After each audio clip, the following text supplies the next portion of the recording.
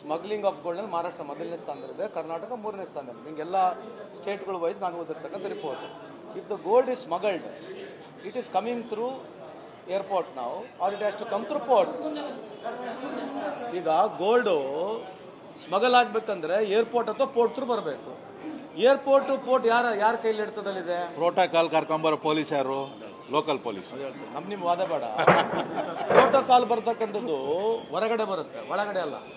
Protocol ಅಂತಕ್ಕಂಥದ್ದು any VIP ಗೆ there is a protocol. So the protocol is only a gesture to take somebody, to receive somebody. Protocol does not mean it has to bypass somebody.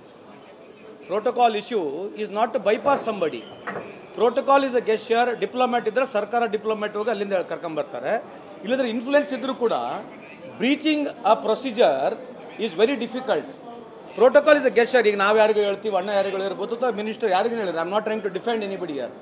If there is a misuse of a protocol, that is different case. But protocol ನಲ್ಲಿ doesn't mean that you have to bypass the system. Getting so much of gold inside any state or any airport, there's a violation. So convenience ಇದೆ ಅಂತ ಅರ್ಥ.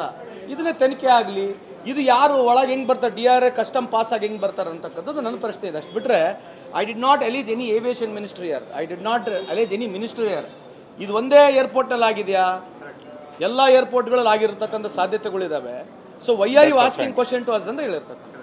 ಮತ್ತೆ ದುಬೈಯಲ್ಲಣ್ಣ ನಮ್ಮ belt shoe ಎಲ್ಲ ಬಿಚ್ಚಿಸ್ತಾರೆ ನಾವು ಒಳಗಡೆ ಬರಬೇಕಾದ್ರೆ. ಗೋಲ್ಡು ಅಲ್ಲಿಂದ ಅಲ್ಲ, ಒಳಗಡೆನೆ ಕೊಟ್ಟಿರ್ತಾರೆ.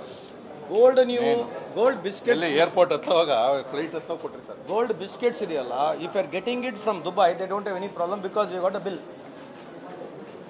ಇದ್ರಾಗ ಏನಾಗಿದೆ, authenticatedly if you bought gold from Dubai, authenticated ಆಗಿ ನೀವು ಗೋಲ್ಡ್ ಖರೀದಿ ಮಾಡಿದ್ರೆ ಏನ್ ಪ್ರಾಬ್ಲಮ್ ಇಲ್ಲ. ದುಬೈ ಏರ್ಪೋರ್ಟ್ ನೀವು 20-50 kg ಖರೀದಿ ಮಾಡಿ ಕೊಡ್ತಾರೆ. ಇಲ್ಲಿ ಕಸ್ಟಮ್ಸ್ ಯಾಕೆ ಬೈಪಾಸ್ ಮಾಡ್ತಾರೆ ಅಂದ್ರೆ ನೀವು ಅದನ್ನ ಡ್ಯೂಟಿ ಕಟ್ಟಬೇಕಾಗುತ್ತೆ. Where is the money coming from? The cheap gold which is bought in Dubai, which is coming into India, bypassing the custom, it shows you are avoiding the duty. ಆ duty difference ಅಲ್ಲಿ ದುಡ್ಡು ಆಗ್ತಕ್ಕಂಥ ವ್ಯವಹಾರ ಇದು. So ದುಬೈದವರು officially ನೀವು ಎಷ್ಟನ್ನ ಖರೀದಿ ಮಾಡಿ ಕೊಡ್ತಾರೆ, ಇದ್ರೆ ದುಬೈದವ್ರದ್ದು ಏನು ಇನ್ವಾಲ್ವ್ಮೆಂಟ್ ಇರಲ್ಲ ಅಂತ ನನ್ನ ಅಭಿಪ್ರಾಯ. Any government if you buy gold, ಇಲ್ಲಿಂದ ನೀವು ಗೋಲ್ಡ್ ಖರೀದಿ ಮಾಡೋದಕ್ಕೆ ಇದಕ್ಕೇನು ತೊಂದರೆ ಇದೆ? ರಾಜ್ಯ ಸರ್ಕಾರಕ್ಕೆ, ನಮ್ಮ ದೇಶಕ್ಕೆ ಏನು ನುಕ್ಸಾನ ಇಲ್ಲ. ಇಲ್ಲಿ ನೀವು ಅಫಿಷಿಯಲಿ ಖರೀದಿ ಮಾಡಿ ನೀವು ಬೇರೆ ದೇಶಕ್ಕೆ ಹೋಗ್ಬೇಕಾದ್ರೆ ಅಲ್ಲಿ ಡಿಕ್ಲೇರ್ ಮಾಡಬೇಕಾಗತ್ತೆ, ಅಲ್ಲಿ ಕಾನೂನು ಹಂಗಿದ್ರೆ. ನೀವು ದುಬೈನಲ್ಲಿ ಖರೀದಿ ಮಾಡತಕ್ಕಂಥ ವಿಷಯ ಏನಂತಂದ್ರೆ, when you are importing to any especially country like India, ನಮ್ದು ಕಸ್ಟಮ್ಸ್ ಇದೆ.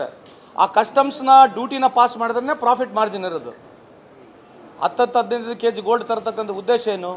ಅಲ್ಲಿ ಕಮ್ಮಿಗೆ ಸಿಗುತ್ತೆ, ಇಲ್ಲಿ ಬಂದು ಮಾರಿದ್ರೆ ಆ ಮಾರ್ಜಿನ್ ಪ್ರಾಫಿಟ್ನಲ್ಲಿ ಪ್ರಾಫಿಟ್ ಆಗ್ತಕ್ಕಂಥದ್ದು ಈ ವ್ಯವಹಾರದಲ್ಲಿ. ಸೊ ಇಲ್ಲಿ ದುಬೈದಾಗ ಏನೋ ಅವ್ರ ಇನ್ವಾಲ್ವ್ಮೆಂಟ್ ಇಲ್ಲ. ದುಬೈ ಗೌರ್ಮೆಂಟ್ ನೀನು ಇನ್ನ 100 kg ತೊಗೊಂಡೋಗಿ ಕೊಡ್ತಾರೆ. ಅದಕ್ಕೇನಿದೆ, as long as you are buying a biscuits with legal, ಅಲ್ಲಿ ಎಲ್ಲಿ ಕಳ್ತನ ಮಾಲ್ ಸಿಗಲ್ಲ ನನ್ನ ಪ್ರಕಾರ. ಅದು ತೊಗೊಂಡ್ಬಂದ್ಬಿಟ್ಟು ಇಲ್ಲಿ ಈ ಕಸ್ಟಮ್ಸ್ ಅವಾಯ್ಡ್ ಮಾಡಿರ್ತಕ್ಕಂಥ ಆಗಿರ್ತ ಕೇಸ್ ಇದು. ಅದು ಓದಿದ್ದೀನಿ ನಾನು, ಏನಕ್ಕಂತ ನನ್ನ ಮಾಹಿತಿ ಇಲ್ಲ. ಹೋಮ್ ಮಿನಿಸ್ಟರ್ಗೆ ನಾನು ಮಾತನಾಡಿ ನಿಮಗೆ ಉತ್ತರ ಹೇಳ್ತೇನೆ.